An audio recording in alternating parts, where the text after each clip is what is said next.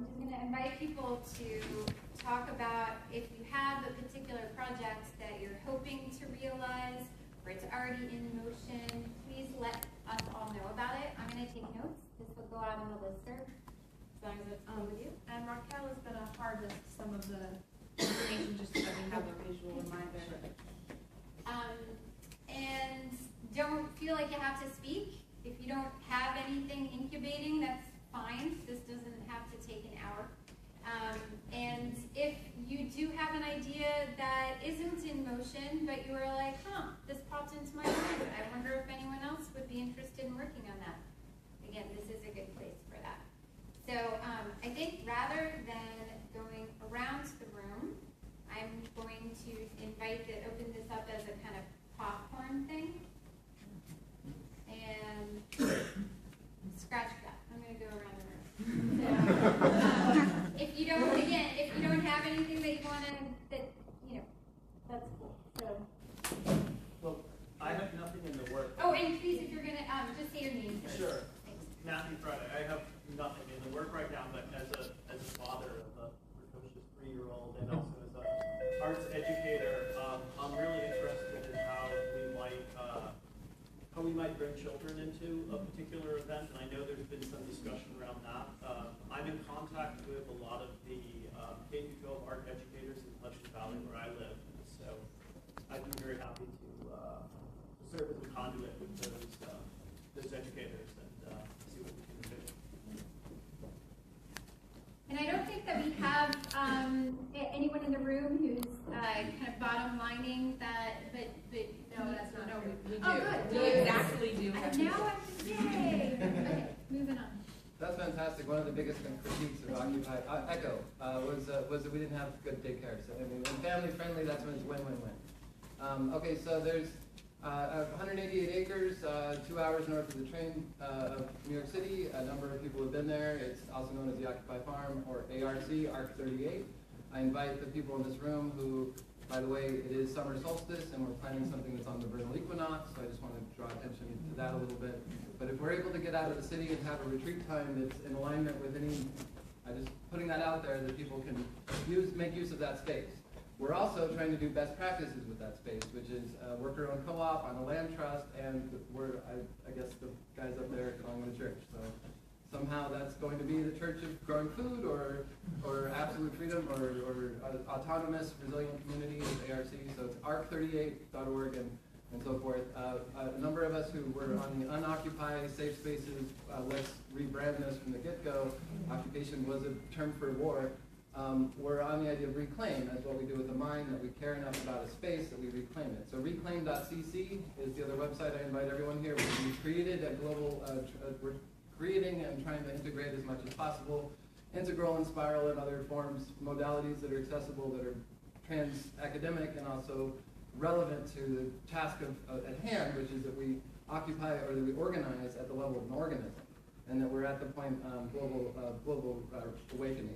And that's one way to frame part of what we're engaged in is global oneness, which is that all causes are connected, and complexity is there for a reason. A simple complex, or the ability for each of us to relate our strand and our struggle to the greater story. So it's a form of storytelling, it's a shift in language, and it's certainly a new culture. So. Where is it?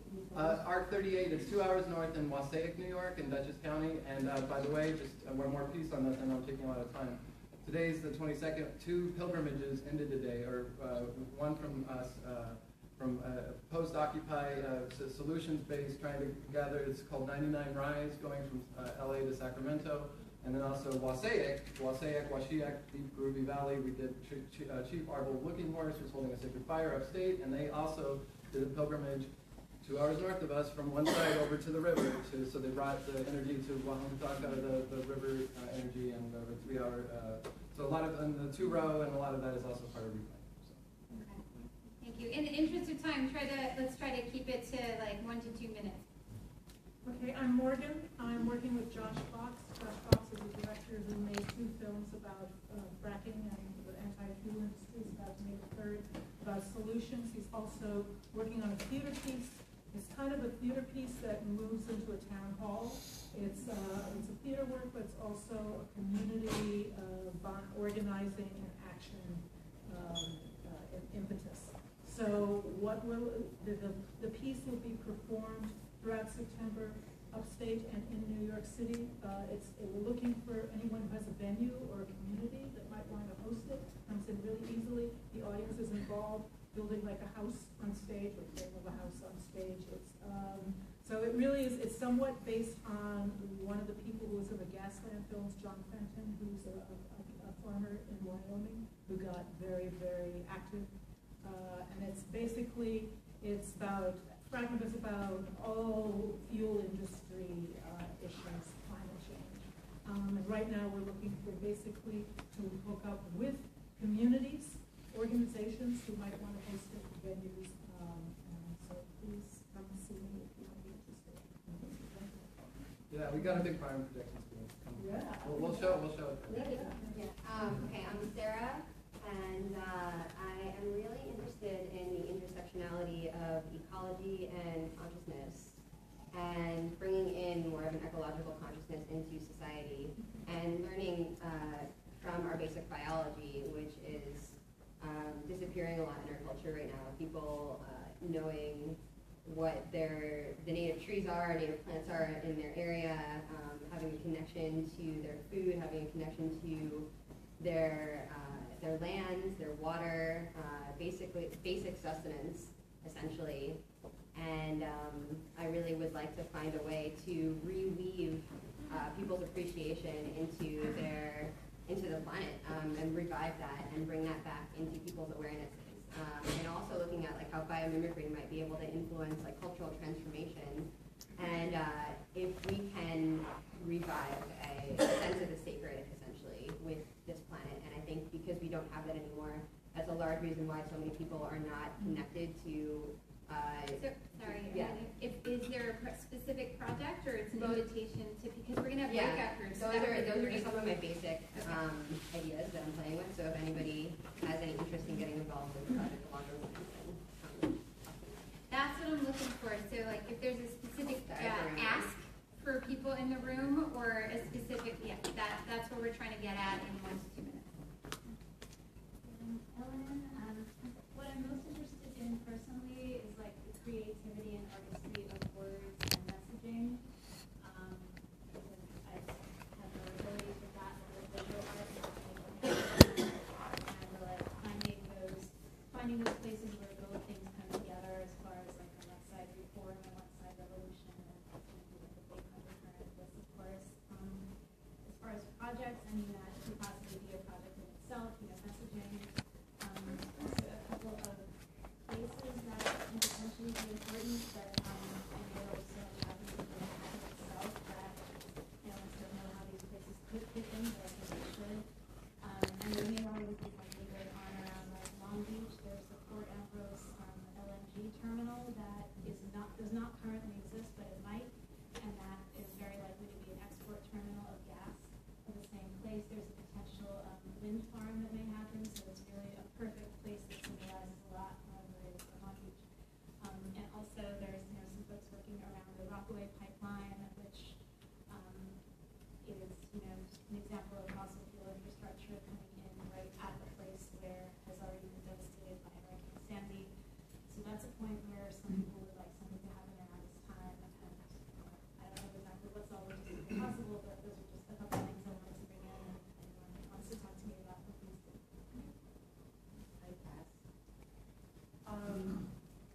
So I'm a teaching artist and muralist in the city, and I'll be working on a mural this summer with a group of young women around the 15 I work with Groundswell for the past few years, but I also have relationships with El Puente and other arts organizations in the city that I work with. I'm interested in taking some of the access that I have to a large number of youth, which is like 8 projects happening with Groundswell this summer with different community partners and different themes going on, but we all meet at a few times during that process as a huge collective of youth who are involved in arts and like really critical themes around the city. And I would like to use that access to start generating interest in, recruiting some young people of color from the New York City area who may not have anybody everybody around them working on this particular topic. So I'm interested in walls, walls and more walls, paint and more paint, and really, I know there's going to be a ton of interest. There's always a ton of interest to continue, that the youth always want to continue working. They always want to continue building and creating meaningful work. So they're already charged at the end of the summer. I'd like to take that energy and just kind of continue working on that, on other mural projects, to continue the conversation after the march. But also, I talked to Groundswell a little bit with Dorney, like paint at the end of all of the projects. There's always surplus paint, so we would need to take that extra paint at the end of all the projects and work on banners in the space leading up to the march. So okay, we'll talk about that in the breakout session. And then on the low, I'm really interested in assembling some real street teams to like do some other things like, you know, ads, like reclaiming, specifically I'm interested in reclaiming ad space. And yeah, especially on the subways where people, I think that's the most traffic. People are sitting there reading lots of other things. I'm on the board of something called No Longer Empty, where we put site-specific work in empty spaces, and they may no walls or spaces. Great. Want to do a background? Sure, Gates. Yeah, so the three things that I'm interested in, one is like children's block, kids block, youth block, having future generations up front in the whole thing. In some form or another, I know there's a number of people already working on that, Patrick and Donna, right? So it'd be great to talk about that. Also, I'm interested in the idea of like a very simple wearable emblem that can be really cheap and everybody can wear it. In a group called Strike Debt that's still around from Occupy, everybody wore little red felt squares. And it was a beautiful little tactile object. If you get something like that going, it might be interesting that like all over the city, all summer and the fall, like everybody just rocks it. The other thing too, just straight up like, we never had paintball during Occupy, and like somebody should do paintball. What did he say? Paintball. Oh.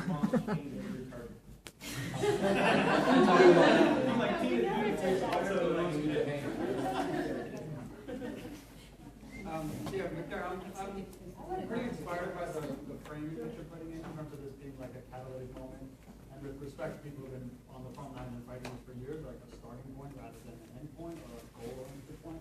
And I just wanted to say that, and I think that's very inspiring. I'd love to see that brought explicitly out in as much of the art and culture that's created around us as possible. I think it's an incredibly powerful idea. I'm gone. I think there's an opportunity here if we're going to get, tens, maybe hundreds of thousands of people together to make something artistic and creative together on that scale. So I would love to invite people to have a conversation about some sort of mass public ritual, something creative that we all do together that's not just about talking about what we're fighting for, which we're often really clear on, but reconnecting us to why we're fighting this. And as we're building something very large, it also encourages us to go very deep to what motivates us, and we can make something very large out of all these individual stories and assemble something that has a large collective impact, but is really built upon something very intimate and personal that a lot of people can connect to. Thinking of like the AIDS quilt as a great example of how that was achieved, and those things can be historical and important and really shift a lot of consciousness. So we'll pick a corner of the room to host that conversation and try and figure out what that means. I'm Dan. Eric also, some other folks from People's Puppets. We do like big visuals and things like that. So we're probably planning on bringing out some stuff we've already built. We might be building some other things, and also we've done some stuff in the past where we build lots of things. So we have to have other people quickly build them so that we can have a lot of people with some kind of object. So we'll probably be doing something like that. Recycled mineral folders. Yes, lots of manila folder. Or, like, everybody can Or build manila- their own manila folder. The album, if there's an So- album, we have hundreds of them. You're looking for people to make puppets and hold puppets? So, At some yeah, point, yeah, both spaces. Okay. Back to the front row here, Athena. Let's see, like throughout Occupy and with the NYC Light Brigade, I've learned like how crucial messaging is. I definitely want to talk to you later. And the visual messaging, like I like to think of it as the caption of the photograph is in the photograph, so they know what the heck they're looking at. And also that's like, so there's the tiny little perfect concise message like we are the 99%, and then there also needs to be like a synopsis, a summary. I think one of the faults of Occupy was, you know, the press would come and be like, well, what is this about? Why are you here? And a lot of people couldn't answer that. And so I just feel like you were talking about the trainings and stuff. I feel like we all need a concise answer, and then also need some really clever taglines, and then express them visually. And I definitely want to brainstorm about that. I don't have like ideas, but I know we should. Great. That's a good moment for me to point out. So there was a relatively extensive messaging process that was shepherded at a number of levels here in the New York, New Jersey network of groups organizing towards this, nationally through the Climate Justice Alliance, and internationally there have been groups meeting as well. So everybody kind of input into this messaging process, and ultimately the buck stopped with the New York, New Jersey groups, but feeling very good moving forward that having collected input more widely, folks kind of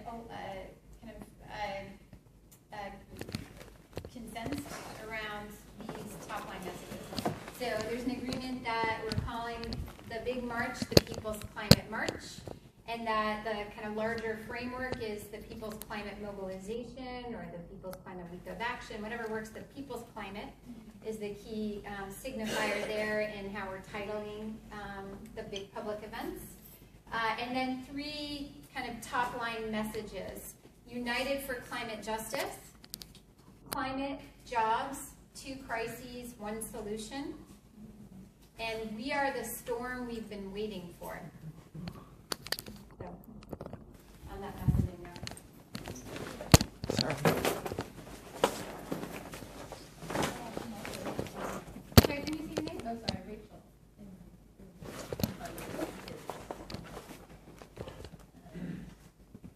I was interested in the idea of the ritual, and I just powerful feeling. And Rachel saying, you know, I'm scared about this, and just wanting to be able to show, even in this moment of showing our strength, we can be able to show our vulnerability that people can connect with that. Back there? They're just trying to hide and listen. And see all my former or still occupiers. Generally outreach involved, so I'm not sure what I'm going to be doing with this information. Just talking amongst other occupiers and other people who could jump in on this. Thank you. Thank you. And then back there? Right here. Yes, I'm Alec from the Labor Studies Center at Empire State College. Our students are primarily building trades apprentices. They're electricians, plumbers, carpenters, and some others. And they get college degrees with us as part of their apprenticeship program. So they get associate degrees or bachelor's degrees. And we've been building up an arts component to the program over the last several years as we think an important part of, you know, their own sense of their own self-expression, and also to change the way they're viewed in the wider, you know, in the public. And so this all is coming, I think, at a time we're really trying to consolidate and expand some of that.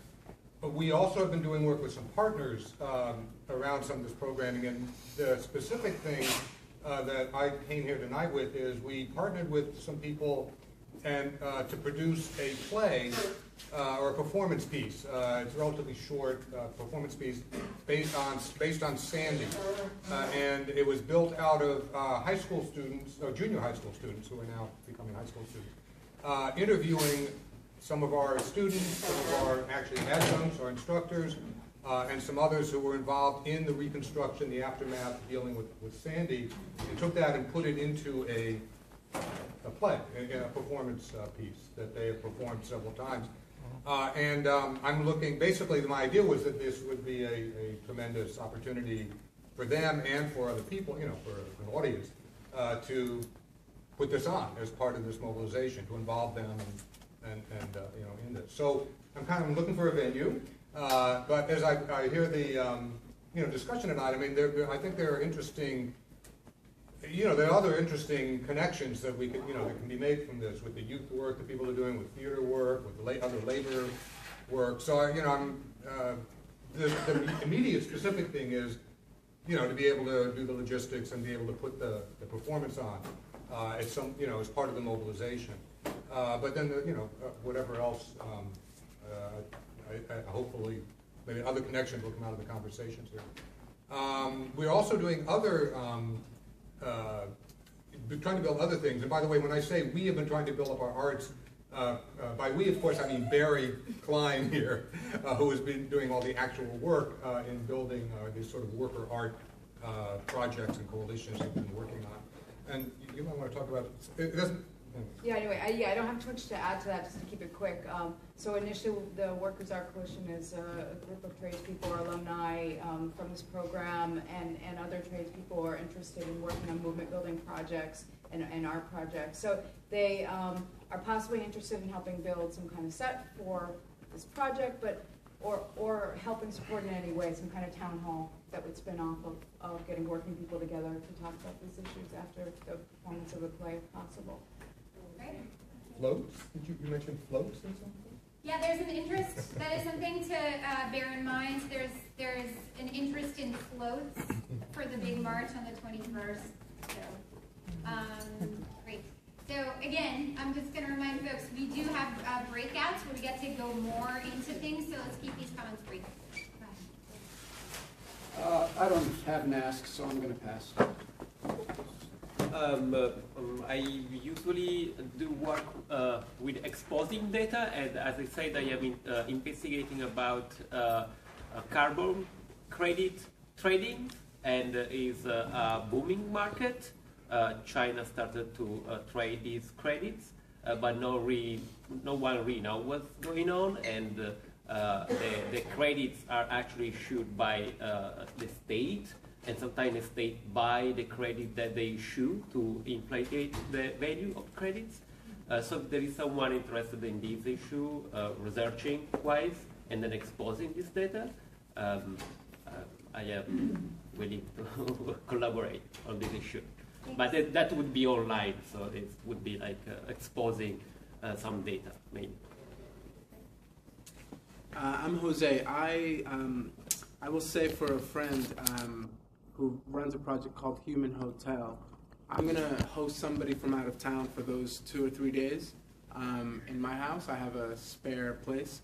And so if any of you are interested in hosting someone to make sure that this is a connective moment, Human Hotel is a project that's kind of organizing that kind of thing. So that's all I'll say for now. I have 2 quick things, and I'll go very quickly. This is a book by Strike Debt Resistors Operation Manual. We have a chapter, well, first of all, Christian and Yates both worked on this. A lot of us collaborated on it. But it has a whole chapter about climate debt. And it's really important when you talk about indigenous people. It's really important when you talk about environment and jobs that you don't leave it at jobs. They have to be green jobs. They can't continue the extractive processes that are going on. And that has to be, and that is actually being built into something, an existing sculpture, which is at Socrates Park. It's called Queen Mother of Reality, Protecting Women. I love this one for that reason. And the original sculpture was about protecting women from evictions. Now that it's in Socrates, it's evolving into more of a Mother Earth project.